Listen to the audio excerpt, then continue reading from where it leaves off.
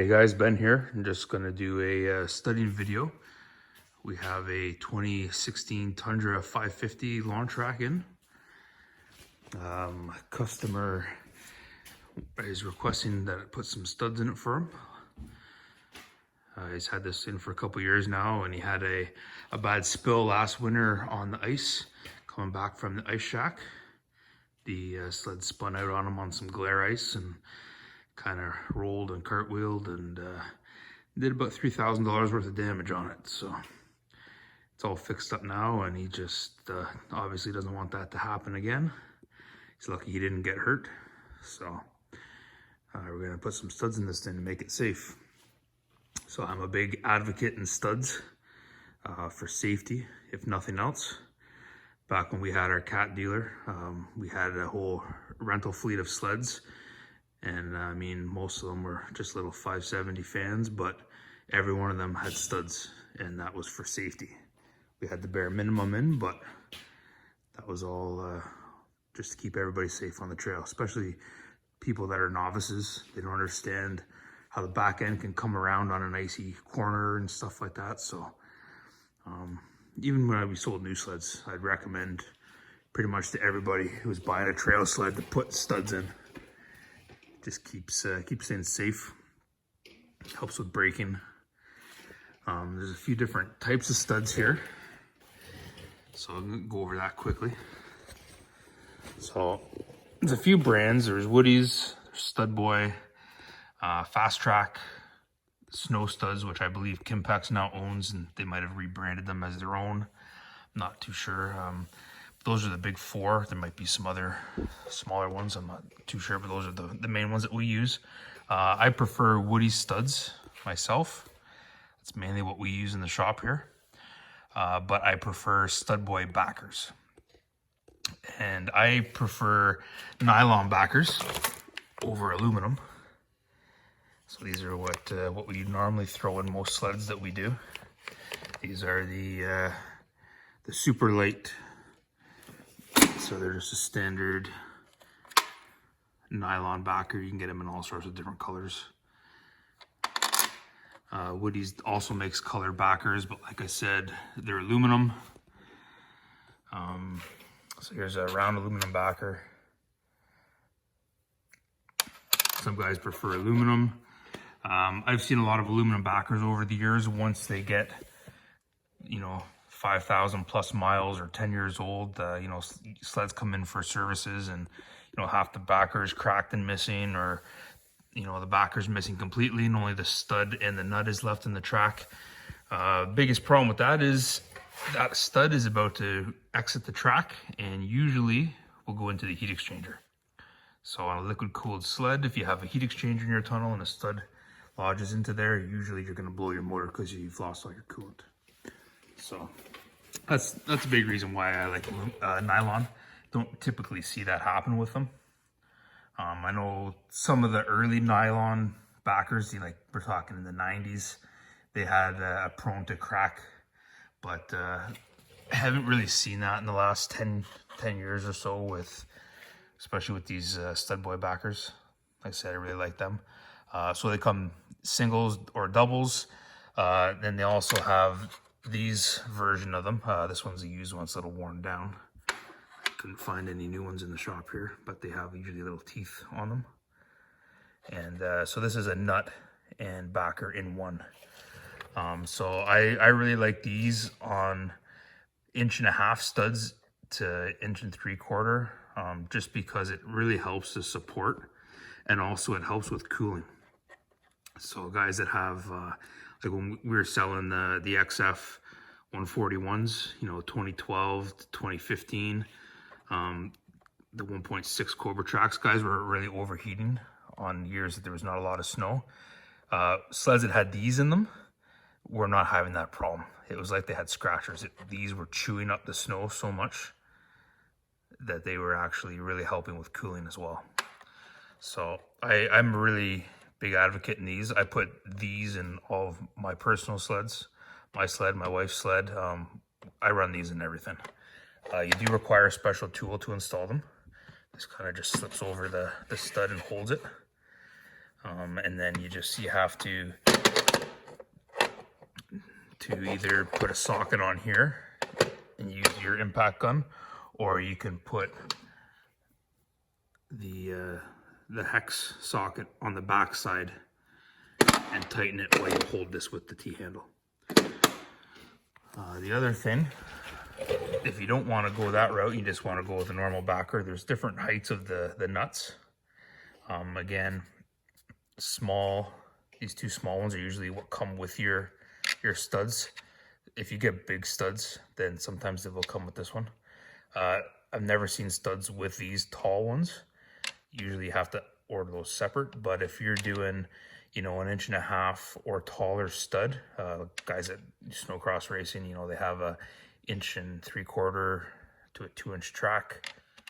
Those are a must. What happens if you use small nuts on lawn studs is over time, especially trail riding in low snow conditions, those studs will actually start to curl over where the nut is. So, and that also puts stress on your track, and you can end up tearing a stud through. So the other thing, you have different types of studs here. So these two in particular are more for guys that want to, you know, do radar runs or drags. So this is a chisel. Woody, I think Stubboy calls theirs the Assassins. So it's basically a flat, and then there's a tip on them. This one's a little worn. Digs into the ice. And same with this one, has a very long shank here, which goes right into the ice. So that helps with accelerating from stop. These are your typical trail studs. So this is the Woody Signature Series. It's a stainless steel stud. This is mainly what we install. And this is the Gold Diggers. So these are a little bit nicer stud. They're actually concave here, as you can see the back, so it sucks it up into the track. They're more money, obviously. They have a nicer carbide tip on them. Typically on a track where you're putting 100 studs in, which is most average tracks, if you're doing 2 per bar down the center, it's going to cost you probably an extra $100 to go to Gold Diggers, maybe a little bit more depending on the length of the stud.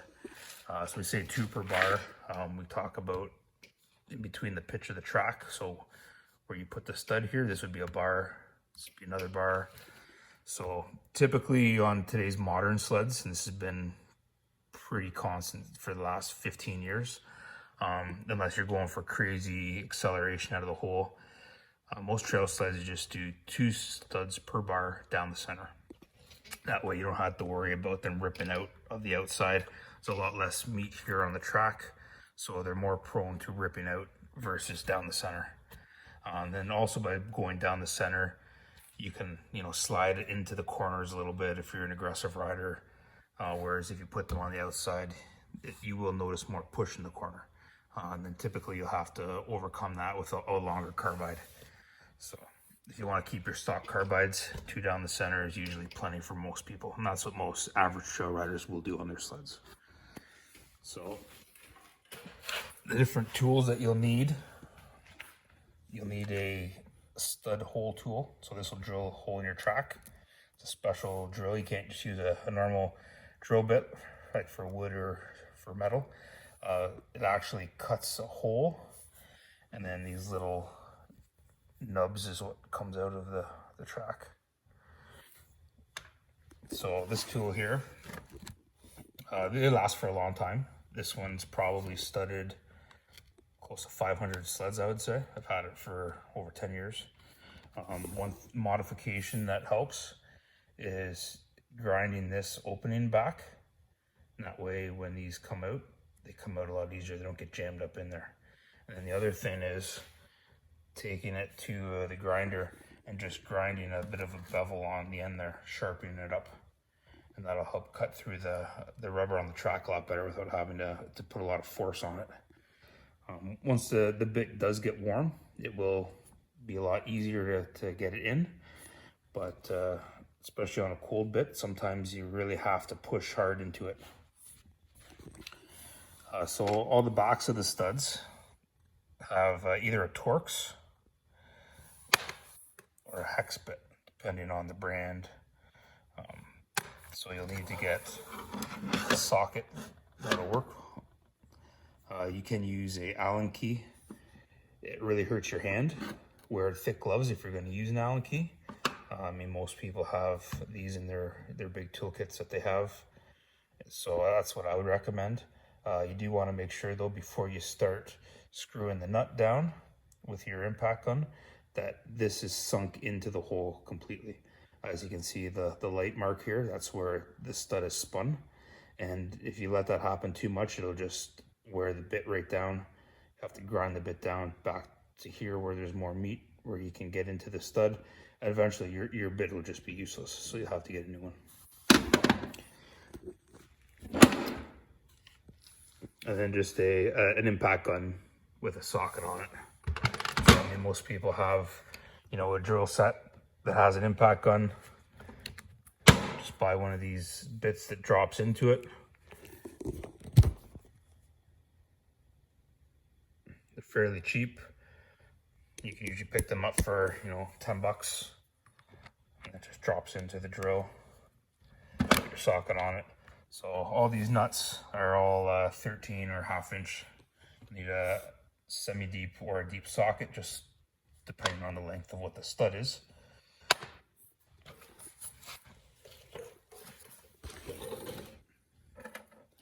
And all you do after you've drilled your hole is you just take your stud, you just push it through the hole. Sometimes you have to give it a bit of a wiggle to help because it is a fairly tight hole. Push it up all the way. Drop your backer on. And put your nut on. So when you start your nut, make sure that you do get a few threads started. I usually go right till it stops, which is the nylock on there. And then you put your ratchet on the back side, and then you can just usually get in here, put that right on there and tighten it up. So when you're tightening it, you'll hear an actual tone that changes from the hammer in the drill there. So once that kind of changes its tone, then you know it's tight. And you want to make sure that it's sucking the head of the stud pretty much flat against the track. What happens if your studs is sticking up too much, if it hasn't sunk in enough as you're driving, any studs that are in line with your wheels will actually chew your wheels all up. So that's something else on used sleds, or like if you're doing a pre-season on your sled and it has, you know, a few thousand miles on it. You have wheels that are all chewed up and you have studs. It's usually an indication that you have a stud somewhere, or multiple studs that are either coming loose or they're not sunken in properly, and it's actually chewing the wheels up. So if you have chewed up wheels, and don't just replace your wheel because it'll happen again, try to figure out why that is. The other thing is when you are drilling these little nubs out, sometimes they'll end up sticking on the backside. Make sure that you always feel that nub is not there before you push your stud through, because it could jam in behind the stud and it'll keep it from sinking in all the way, which will also keep the wheel, or make the wheel get all chewed up as well. So those are a few little tips and tricks and differences in the studs. Pretty much all sleds, if you're studying them, do require them, especially if they have heat exchangers in here. This one's a fan, so it doesn't. You could probably get away with not putting tunnel protectors in, but BRP does have the slots in here for them. Customer did request that we do them, so we're going to put them in. Don't always do it on fans. They usually don't have enough power to balloon the track enough to make contact. The other nice thing is some brands, some of the older cats especially, the heat exchangers would go right over these windows here. So the heat exchanger itself would be the tunnel protector. So it was really nice on like the Twin Spar chassis and the 500 Snow Pros. They actually did that, so you did not have to install tunnel protectors on those sleds. But most sleds you do have to do that, and that's an additional cost that you need to factor as well. And we'll do another video on tunnel protectors. So hope that was helpful, and if you guys have any questions, just ask them in the comments. I'll try to get back to you. So this is just a little additional video to go with the studying video that I just did. It's about drilling holes in the track. Now most people will probably require some sort of a template. You can get them usually online. You can find places to print them off. Some of the stud manufacturers have them on their website. And you just kind of lay them in between the lugs, and then there'll be holes pre-marked on the template that you can drill. Sometimes, you know, you can get a marker. They do sell track paint markers. Silver Sharpie works just as good, a lot cheaper, a lot easier to get. Now, I don't use templates. I've studied more than enough tracks in my day. I worked 7 years at a skidoo dealer, and, you know, we sold 150 sleds a year, and they were mostly all trail sleds, and almost every one of them got studded. So, and then, you know, we opened up our cat dealership. We had that for 10 years. And again, we're in the area where we mainly sell trail sleds. So almost all those sleds would get studded. So I've studded literally 1,000 to 1,500 sleds in my day. So I don't use templates, slows me down. And the other thing with templates, you can't get a perfect scratch line. And when I say that, I like my scratch line to be as much of this area, and if I'm doing the outside, as much of this area as I can. I mean, it's not critical for, you know, your average trail rider, but if you want the ultimate hookup on the ice, you know, if you want to drag race your buddies and, you know, you want to jump ahead of them, you don't want it to just spin, the scratch line is kind of what is left behind in the ice from the studs. So I can pretty much get a scratch line all the way across here with 2 studs per bar, freehanding it, better than most templates that do 3 studs per bar. So the biggest thing to remember if you're going to freehand, and I don't recommend this for beginners or even people that have done, you know, a dozen sleds or so. I mean, it's not rocket science, but you do kind of need to know a bit of things. Like, for instance, you don't want to be too close to the edge here. This is pretty much as close as I like to get. Now we've built some drag sleds and some radar run sleds. I've gotten closer than that, but for a typical trail sled, because of the terrain you're in, and, you know, there's rocks and stumps and logs, whatever, those are the types of things that rip studs out of tracks. So the closer you are to the edge, the weaker it is.